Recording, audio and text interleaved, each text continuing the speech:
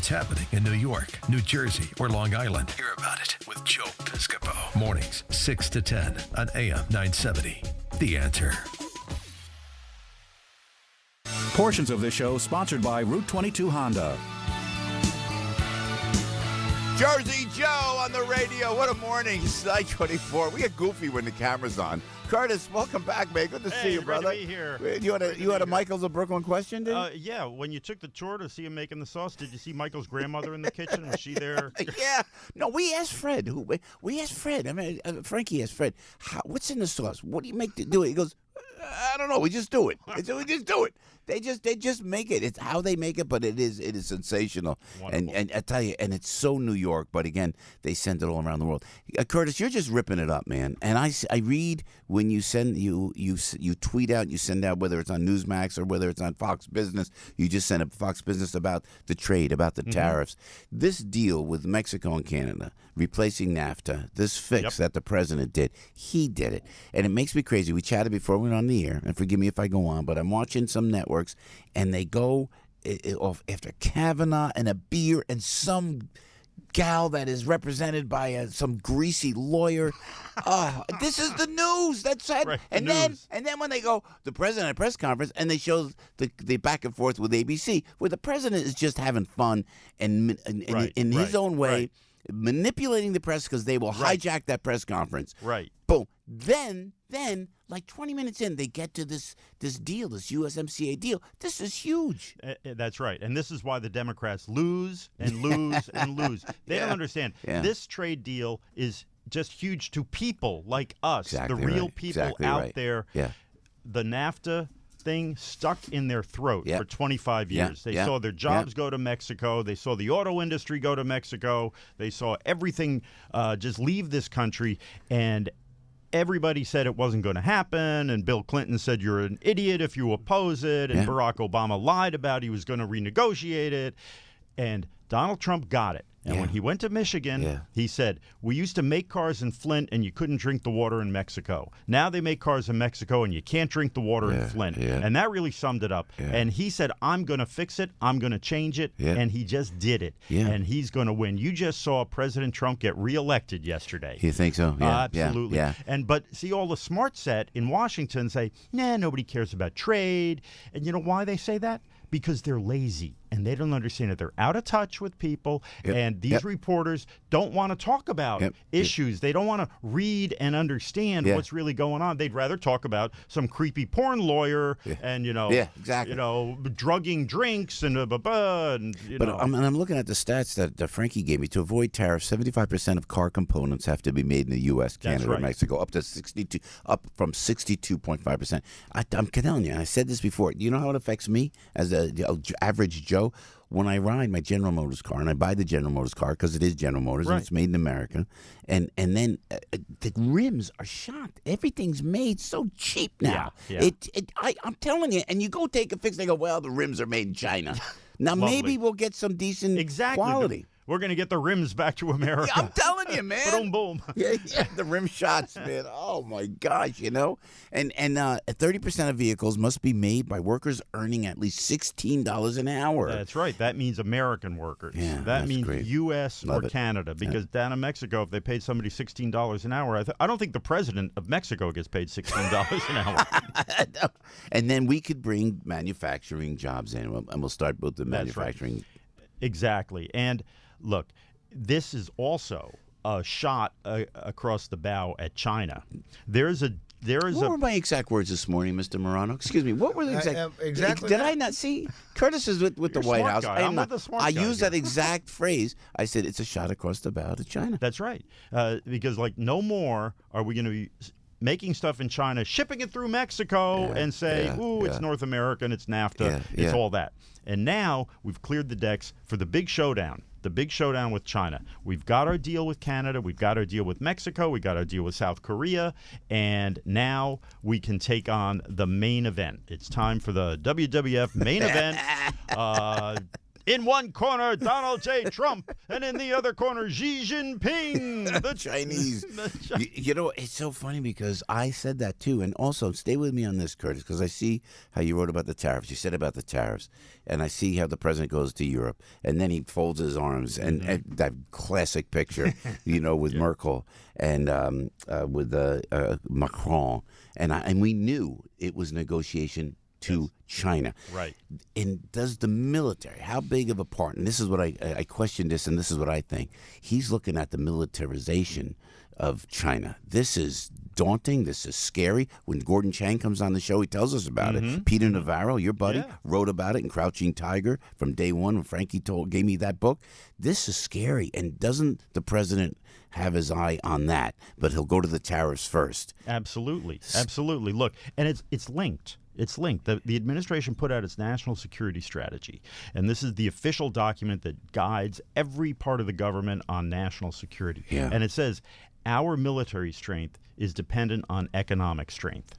And if our economy is weak, that's it, game over before you even fire a shot. And that's the way the Chinese think. That's classic military strategy, is you defeat the enemy without firing a shot. They want to decimate our industries.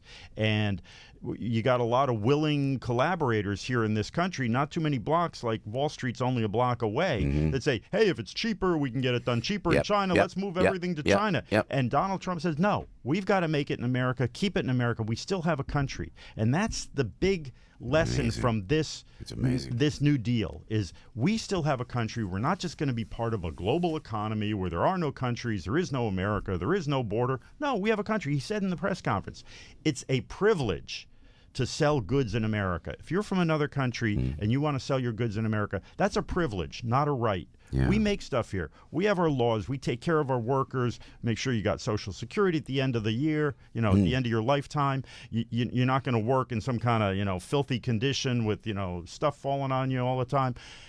We've decided that. We've decided our grandparents, our parents fought for these things, right? Yeah. And you can't just make stuff in a slave camp somewhere and sell it in the United States and put Americans out of business and out of work. You can't do that. Sorry. Yeah. I don't know why they don't go into the stressed areas of the cities of the United States. You heard Kanye talking about that. Thank you. He tweeted about that. He said, look, make America great again means don't outsource jobs. Put people to work here right in the cities. I know, but the Democrats go after, they're separating families at the border. We just worry about Americans for a moment. Just for a moment. How about that? Let's try that. And so we bring China in, and Curtis Ellis with Piscopo in the morning, so at 9:32. So because I said, man, when I'm looking at how they reach out and they have such great opportunity, China does, when they come in and they bring the money in and they put their money where their mouth is. Right. But now you got to watch. They don't take. And we talked about this before, and I just want to reiterate: they don't take over the ports of the United States because they want to do that, correct? They want to take over the ports. They want to take over the high-tech research. They want to take over telecommunications. Within the United States. Within the United States, right. So they can get an edge. If they get into telecommunications, they can spy and listen to every phone call, everything. All the surveillance cameras you see around New York, everywhere, they're all made in China. We don't know if there's like a little chip in there that's sending the pictures back to Beijing. You don't know that. Yeah, you're right, man. And look it, but according to the Democrats, according to the progressive socialists, Russia. Yeah. Russia collusion. They're out of their minds. They're out of their minds. They say Russia, we say China. It's about China. And just one thing, the Chinese economy is already going south. It's heading down because export orders down. People aren't sourcing to China anymore. Businesses aren't. Yeah. It's like I need to make something, I'll make it someplace else. And now with this deal, it's like, look, if you want cheap labor, if you got some labor-intensive industry, and you want to look for a cheap place, go to Mexico. Yeah. Go to Central America. Don't go to China. That's the lesson here. We're going to create a hemisphere. We're going to create a sphere of influence, an economic zone of North America and the Western Hemisphere, and block China out, because there is a provision in this New Deal that says if Mexico or Canada enter into negotiations with China, we can get out of the whole deal. We don't want China to use Mexico or Canada as a backdoor into America. Yeah. So what happens now? It goes to Congress? Yep. This the USMCA goes to Congress? And the Democrats would be cutting their throat if they oppose this. Don't you think so? Yeah, absolutely. Would you say, because even didn't Schumer speak on saying that? He said the president deserves credit.